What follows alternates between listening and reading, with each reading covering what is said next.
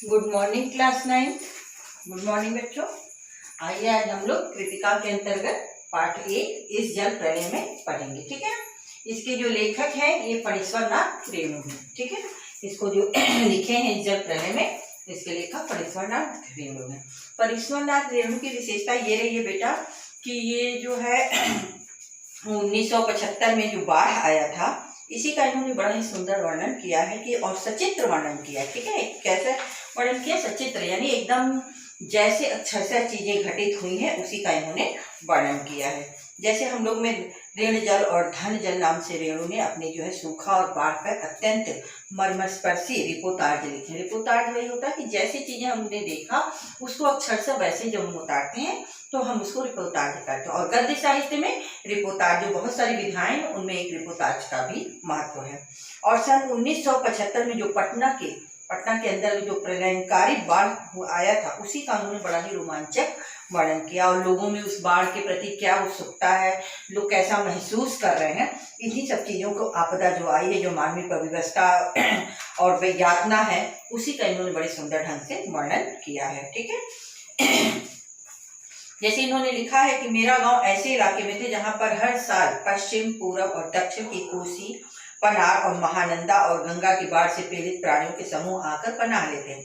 यानी लेखक ये बताना चाह रहे हैं कि जहाँ पे हम रहते थे पश्चिम, पूरब और दक्षिण की दिशा में, वहां पे लोग क्या आते थे? पनाह लेने आते थे, यानी अपने लिए शरण लेने आते। क्यों? क्योंकि कोसी में, पनार में, महानंदा और गंगा की में बाढ़ से पीड़ित प्राणियों के समूह आकर रहते थे। सावन भादों में जो ट्रेन की खिड़कियों से विशाल और सम्राट सपाट पड़ती पर गाय, बैल, भैंस, हजारों बकरों के जैसे झुंड, बड़ा सा विशाल झुंड मुंड देखकर लोग जो है बाढ़ की विभीषिका का अंदाजा भी लगा सकते थे। यानी सारी चीजों को ये पता चल जाता था वहां को देख के, यानी बाढ़ अब आ चुका है। पर्ती क्षेत्र में जन्म लेने के कारण जो है गांव के अधिकांश लोगों की तरह मैं भी तैरना नहीं जानता। पर्ती क्षेत्र में यानी बराबर के क्षेत्रों में थे जो लेखक का जन्म हुआ था उस गांव में, तो उनको जो है तैरने की आदत नहीं थी। किंतु 10 वर्ष की उम्र में ही उन्होंने बॉय स्काउट, स्वयं सेवक, राजनीतिक कार्यकर्ता तथा रिलीफ वर्क में की हैसियत से उन्होंने बाढ़ पीड़ितों की काफी मदद भी की है और कई बार उनको पुरस्कार भी मिला है। ठीक है ना। यहाँ पर लेखक ये बताना चाह रहा है कि मेरे कई उपन्यास में बाढ़ की विनाश लीलाओं के अनेक चित्र भी अंकित हुए, किंतु गांव में रहते हुए बाढ़ से घिरने, बहने, भसने और भोगने का अनुभव कभी नहीं। उन्होंने बाढ़ का अनुभव तो किया है देख के, लोगों को देख कर, लेकिन उन्होंने उसका अनुभव जो है नहीं महसूस किया है कि उनके साथ क्या हुआ। जैसे उन्होंने जो है घर को गिरते हुए नहीं देखा, भसते हुए का अनुभव नहीं हुआ। वह तो पटना के शहर में सन जब 1967 में ही हुआ था, जब 18 घंटे की अविराम वृष्टि के कारण कुनपन का पानी जो है पूरे राजेंद्र नगर, कंकड़बाग तथा अन्य निचले हिस्सों में घुस आया था। जो बाढ़ का पानी था वो 3 जगहों पे बहुत ज्यादा आ गया था। उसमें से राजेंद्र नगर था, कंकड़बाग था तथा अन्य निचले हिस्सों में आया था। अर्थात बाढ़ को मैंने भोगा है शहरी आदमी की हैसियत से। लेखक भी बाढ़ को भोगा है, यानी उसने भी महसूस किया, देखा, लेकिन कैसे? शहरी हैसियत से। उसने वो तकलीफ, वो दर्द, वो परेशानियां नहीं झेली जो आम लोग, जो जनजीवन, जो जमीन से जुड़े लोगों ने झेला, या जो गांव में रहने वाले हैं, जो गाय भैंस को पाले रहते हैं, बैल को रखे रहते हैं, तो वो जो है बकरियों को पालते हैं, वो उन सबको लेके किधर जाए किधर भागे, ये चीज उन्होंने नहीं देखा। सभी को पता है कि जब बाढ़ आता था पहले, अब तो सारी चीजें लोगों के पास व्यवस्थाएं हैं, इन्वर्टर है, किसी को कुछ लाइटर है, हमें अब वो चीजें, वो तकलीफ, वो दर्द नहीं महसूस होता जो पहले लोगों में था कि जो है एक ही दियासलाई मिलती थी, दियासलाई गीली हो गई, वो अब जली नहीं रही है। ठीक है ना। मिट्टी का तेल चाहिए, तो ये सारी चीजें पहले, आज से 25-30 साल पहले की स्थिति में और आज की स्थिति में बहुत अंतर है। हम लोगों ने भी उस सब चीजों को देखा है जो पहले की स्थिति बचपन में। ठीक है ना। तो ईंधन, आलू, मोमबत्ती, दियासलाई, पीने का पानी और कंपोस्ट की गोलियां कि पानी खराब ना हो, इन सब चीजों को लोग पहले से ही अपने घर में मई जून में ही इकट्ठा कर लेते थे। सुबह सुना राजभवन और मुख्यमंत्री का निवास जो है प्लावित होगा। और जब लेखक सो के सुबह उठता तो उसने सुना कि जो है राजभवन और मुख्यमंत्री का आवास जो है पानी से भर गया। दोपहर में सूचना मिली कि गोलघर में भी पानी आ गया। पानी का बहाव तेजी से वेग जो है बढ़ता जा रहा था और ये चीजें बढ़ती जा रही थी। इसी तरह वहीं पर जो है एक कॉफी हाउस था जहाँ लेखक जो है कॉफी भी पीने जाते रहे होंगे, लेकिन उन्होंने शहर के एक रिक्शे वाले को रोका और उन्होंने कहा कि कॉफी हाउस चलने के लिए, पर वो कहा कि कॉफी हाउस बंद होगा। फिर भी उन्होंने कहा, नहीं, हंस के कहा कि नहीं, चला जाएगा कॉफी हाउस, जरा सा देखा जाए पानी कहाँ तक आ गया है।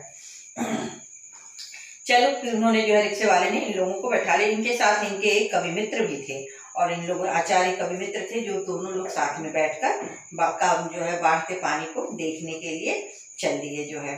ठीक है, जो भी मेरी अनवरत अनर्गल और अनघड़ गद्यमय का स्वगतोक्ति थी, उससे कभी वह बोर नहीं होते। यानी जो खुद की उक्ति कही होती रहती थी, उससे इनके जो कवि मित्र थे कभी बोर नहीं होते थे। मोटर, स्कूटर, ट्रैक्टर, मोटरसाइकिल, टमटम आदि, साइकिल, रिक्शा पे लोग पैदल जा रहे, कोई साइकिल पे जा रहा, कोई इन पे बैठ के जा रहा। कहाँ जा रहे थे सभी लोग उसी पानी के जो विभत्स दृश्य था उसी को देखने जा रहे थे। बाढ़ की वो भयावही दृश्य जो थी, पानी कहाँ तक आ गया, आपस में कोई बात कर रहा, कोई कहा रे पानी तो बढ़ता जा रहा है।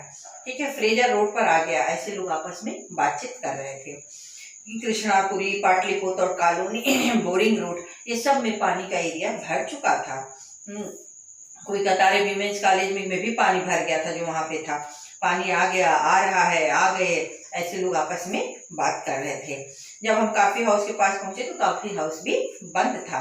सड़क के किनारे एक मोटी डोरी की शक्ल में गेरुआ झाग फेंकने वाला उलझा हुआ पानी ही तेजी से सरकता हुआ आ रहा था। मैंने आचार्य से इसे कहा, आचार्य, मृत्यु का तरल दूत, यानी यह मृत्यु का तरल दूत है। मृत्यु के भी कई रूप होते हैं और यहाँ पे बाढ़ को उन्होंने मृत्यु का तरल दूत बताया है कि मतलब सारी चीजें तो खत्म हो रही, विनाश हो रही, विनिष्ट हो रही हैं सारी चीजें। आतंक के मारे मेरे दोनों हाथ बरबस जुड़ गए और सभय प्रणाम निवेदन से मेरे मुंह से कुछ निकलता मैं बहुत ही कायर और डरपोक। और लेखक को यह महसूस होने लगा, क्योंकि लेखक के अंदर डर बैठ गया। उन्हें लगने लगा कि हर सारी चीजें जो है मैं कहीं न कहीं कायर हूँ और डरपोक हूँ, क्योंकि वह अब आगे इससे बढ़ना नहीं चाह रहे थे। जबकि रिक्शा वाला क्या था, बहादुर था। उन्होंने कहा चलिए ना और आगे चला जाए, लेकिन उन्होंने मना कर दिया रिक्शे वाले से कि नहीं, मैं नहीं जा सकता। भीड़ का एक आदमी बोला, ए रिक्शा, करंट बहुत तेज है, मत जाओ आगे, तब तक बोल दिया।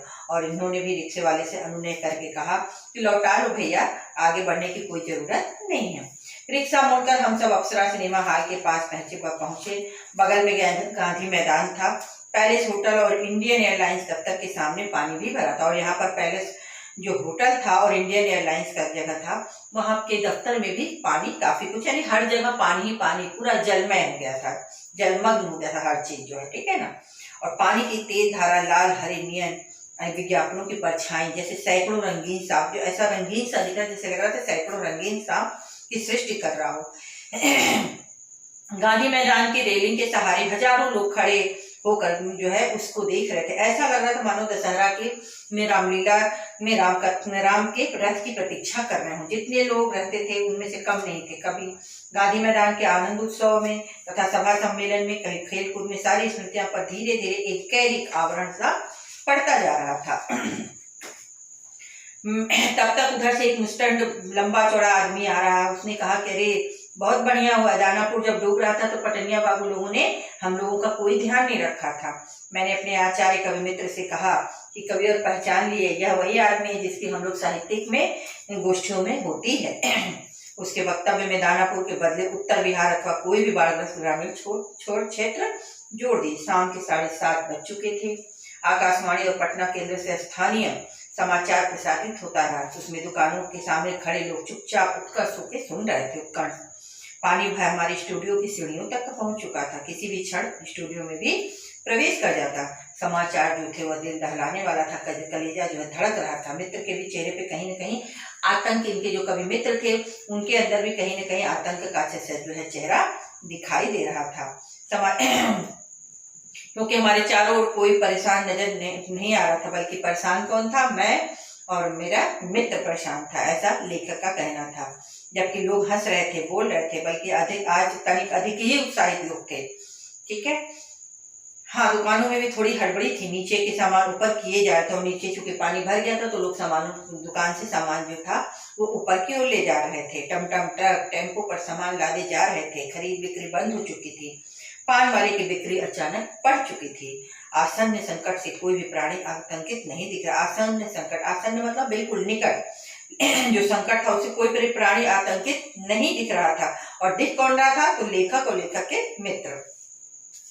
पान वाले के आदम कद आईने में उठने लोगों के बीच हमारी ही सूरतें मुर्रमी सी नजर आ रही थी, यानी बुझी बुझी सी नजर आ रही थी। मुझे लगा अब हमें यहाँ थोड़ी देर ठहरेंगे तो वहाँ खड़े लोगों भी किसी क्षण ठठा कर हम पर हंस पड़ेंगे। जरा इन बुद्धिलों को तो देखिए।